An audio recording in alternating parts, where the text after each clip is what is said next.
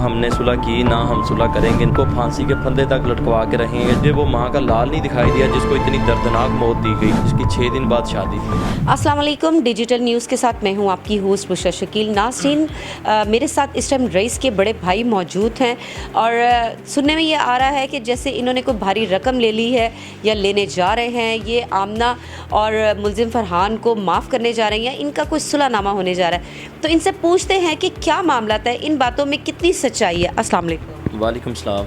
अच्छा अली भाई, ये बताइए कि ये जो हमें पता चल रहा है कि आपकी सुलह हो रही है और फरहान और आमना जो है वो आप उनको माफ़ करने जा रहे हैं, ये ज़रा बताएं कि इसमें कितनी हकीकत है। इसमें कोई हकीकत नहीं है, बिल्कुल झूठ है। ना हमने सुलह की ना हम सुलह करेंगे, ना हमने इनको माफ़ किया ना कभी करेंगे। ठीक है, हम इनको फांसी के फंदे तक लटकवा के रहेंगे। जो लोग अफवाहें फैला रहे हैं ना कि वो सुलह करने जा रहे हैं या कोई ऐसे भारी मुआवजे का, हम इन चीज़ों पे लानत भेजते हैं।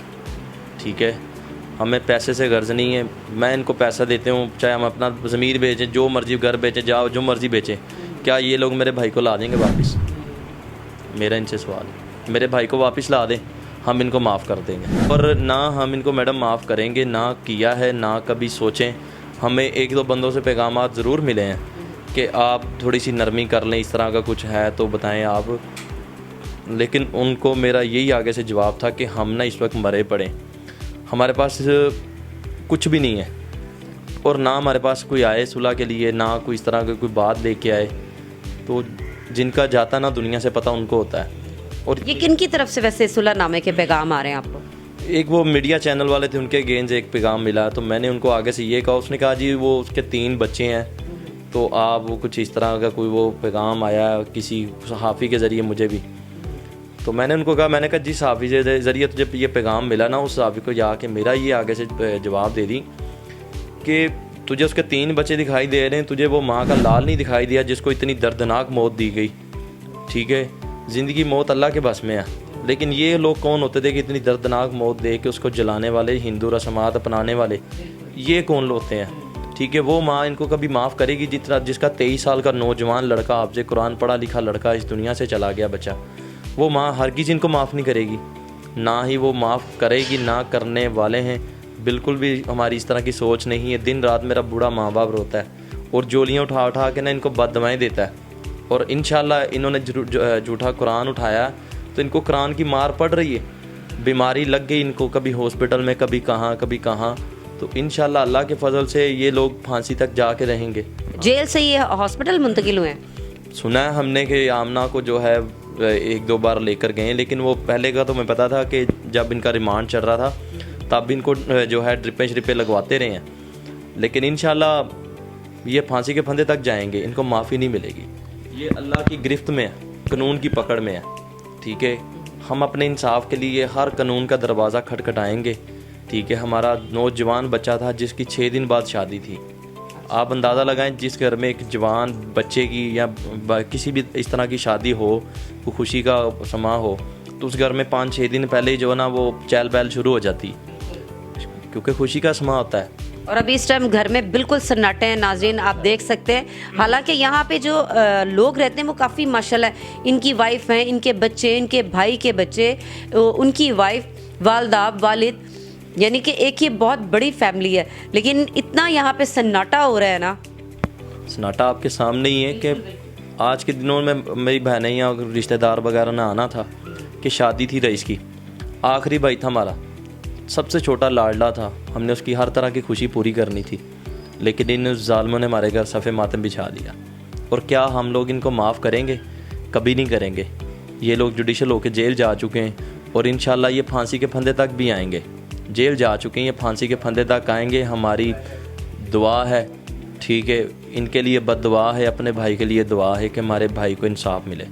ठीक है, जबकि मैं आपके देखने वाले नाजरीन से इस चीज़ की अपील करता हूँ, पाकिस्तान पूरी दुनिया में देखने वालों से यही अपील करता हूँ कि आप रईस के लिए दुआ कीजिएगा कि अल्लाह ताला उसकी अगली मंजिल आसान करे, क्योंकि मेरी बहन को मिला 3-4 बार, तो बड़ी अजीब हालत में मिला है। यकीन माने कि बड़ी बुरी हालत में मिला है कि ऐसे कट्स लगे हुए हैं, ज़ख्म ही ज़ख्म है। तो मेरी बहन को यही कह रहा है कि इन जालिमों ने बड़ा जुल्म किया मेरे ऊपर। तो क्या हम लोग इनको छोड़ेंगे? कभी नहीं छोड़ेंगे। बहन तो रोती होंगी फिर? रोती ही है वो, बिल्कुल रोती हैं, क्योंकि वो मेरी बहन रोज़ाना उसके लिए रोटी बना के भेजती थी। इस टाइम उसको पढ़ के ना, रोज़ाना हम लोग पढ़ते हैं उसके लिए, अपने भाई के लिए पढ़ के उसको बख्शिश दे सकते हैं, उसको जो कर सकते हैं, लेकिन इनको सज़ा दिलवाएंगे अपने भाई के लिए पढ़ के, उसको बख्शिश के लिए उसके लिए कर सकते हैं जो कर रहे हैं। और बहुत से अहले इलाका हमारा अभी भी गमज़दा है।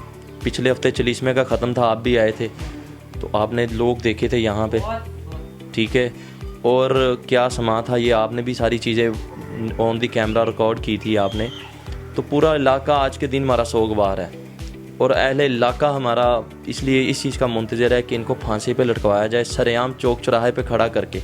मेरा बूढ़ा माँ बाप भी यही कहता है कि इनको ना सरेआम फांसी पे लटका के ना इनको इबरत का निशाना बनाया जाए, ताकि ये दुनिया के लिए इबरत का निशाना बने। कल को कोई नया फ़रौन को उठे ना, कल को किसी माँ का लफ्ते जिगर ना छीना जाए। हमारा मुतालबा यही है अपने आप आला अफसरान से, अपने ओहदेदारान से, ये हमारा यही मुतालबा है कि एक बूढ़े माँ बाप को इंसाफ चाहिए, हमें और कुछ नहीं चाहिए। बिल्कुल जी, इंसाफ मिलना चाहिए, और कुछ नहीं तो वो उस माँ को इंसाफ ज़रूर मिलना चाहिए जिसकी गोद उजाड़ी गई, जो खुशियाँ देख रही थी ना। जैसा कि अली भाई ने बताया कि लास्ट संडे जो है वो रईस का चेलम था, 1.25 महीना हो गया, तो मैं वहाँ पे मौजूद थी। माँ के आंसू खुश्क नहीं हो रहे थे, माँ का मतलब मैं अब क्या बोलूँ, रोना बंद नहीं हो रहा था, चुप नहीं हो रही थी, और मुसलसल वो आमना को और फरहान को बद्दुआएं दे रही थी। यहाँ पे इतना रश था, उसके यार दोस्त, उसके कज़न, और कोई आंख ऐसी नहीं थी जो अश्कबार ना हो। अच्छा, आखिर में अली भाई सिर्फ ये बताइए कि केस अब कहाँ तक पहुँचा है? केस मैडम अभी तक जो है वो ये जुडिशल हो चुके हैं। अब वो फ्रांजिक वगैरह की कुछ रिपोर्ट्स हैं, वो उसका इंतज़ार है, वो आनी है। जो DNA की रिपोर्ट्स हैं उसके लिए वो कहते हैं कि 60 से 90 दिन का टाइम होता है, उसके ऊपर थोड़ा सा टाइम लगेगा।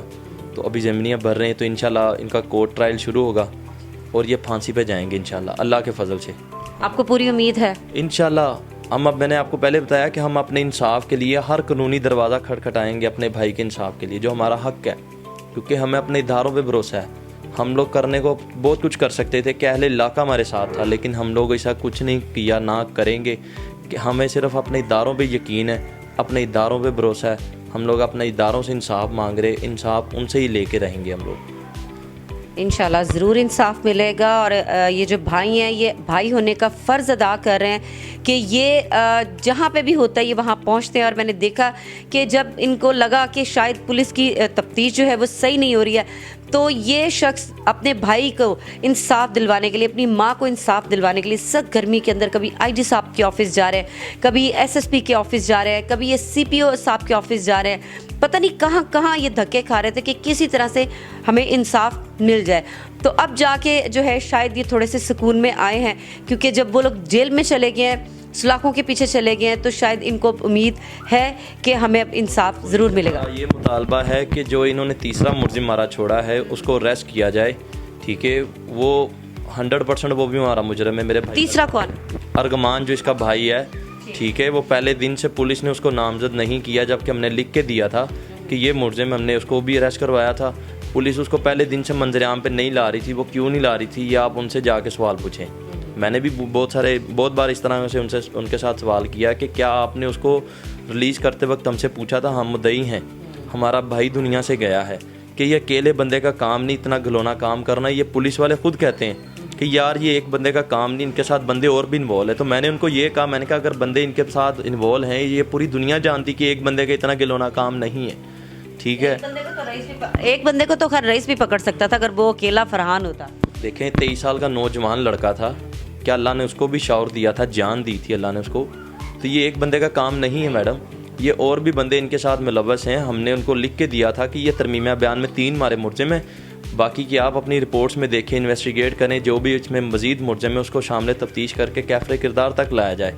लेकिन पुलिस वालों ने जो है, जो इंचार्ज साहब थे, इन्होंने हमारा तीसरा मुलजिम जो अर्गमान था उसको रिलीज़ कर दिया।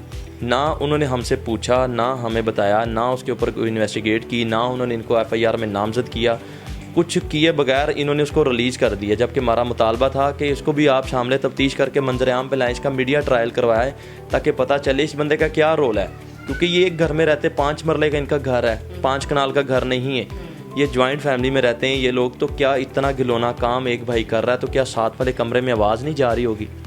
जाती है, लेकिन ये लोग झूठ बोलते हैं। इंचार्ज साहब को मैंने बहुत बार कहा कि आप इस मुलज़िम को मंजर-ए-आम पे लाएं, लेकिन उन्होंने हमारी बात नहीं इस चीज़ के ऊपर सुनी। मैं इस चीज़ के ऊपर मैंने कंप्लेन भी लिखी आईजी ऑफिस में। मैं अपने बूढ़े माँ बाप के साथ गया हूँ, वहाँ पे रिक्वेस्ट करके आया हूँ कि मेरा बूढ़ा माँ बाप जो आपसे मिलना चाहता है अपने बच्चे के इंसाफ के लिए, कि मेरे वालिद साहब फालिज के मरीज़ हैं, ठीक है। आप अंदाज़ा लगाएं, मेरे वालिद साहब फालिज के मरीज़ है, वो बोल नहीं सकते, चल लेते हैं छड़ी के सहारे, दिल के मरीज़ हैं दोनों। तो हमारी वहाँ पे गए तो मुलाकात नहीं हो सकी। उन्होंने कहा जी एक बंदा अंदर जा सकता है, कोई भी चला जाए। मैं बूढ़े माँ बाप को बाहर धूप में खड़ा करके खुद अंदर गए हैं, 3-4 घंटे वेस्ट किया। उन्होंने आगे मुझे रेफ़र कर दिया, जी आप एसपी साहब के पास चलें, हम भी उनसे रिपोर्ट लेते हैं। तो हम अपने इंसाफ के लिए मैडम हर दरवाज़ा खटखटाएंगे, जो हमारा राइट बनता है। और आप करते रहें और करते रहेंगे इंशाल्लाह। हम इनको माफ़ हरगिज़ नहीं करेंगे, तो हम इंसाफ लेके रहेंगे, इनको फांसी पे लटकवा के रहेंगे इंशाल्लाह ताला जी। हमारी भी यही दुआ है और हमारी कोशिश भी यही है कि इनके साथ इंसाफ किया जाए। इनको यानी कि जो ये जिस तरह से ये सेटिस्फाइड होते हैं कि हाँ अब हमें दिल को सुकून मिला है, अब हमारी माँ को सुकून मिला है कि वाकई रईस की जो मैयत थी या रईस की कब्र जो है उसके साथ इंसाफ हुआ है। बुशरा शकील को इजाज़त दीजिए। अल्लाह हाफ़िज़।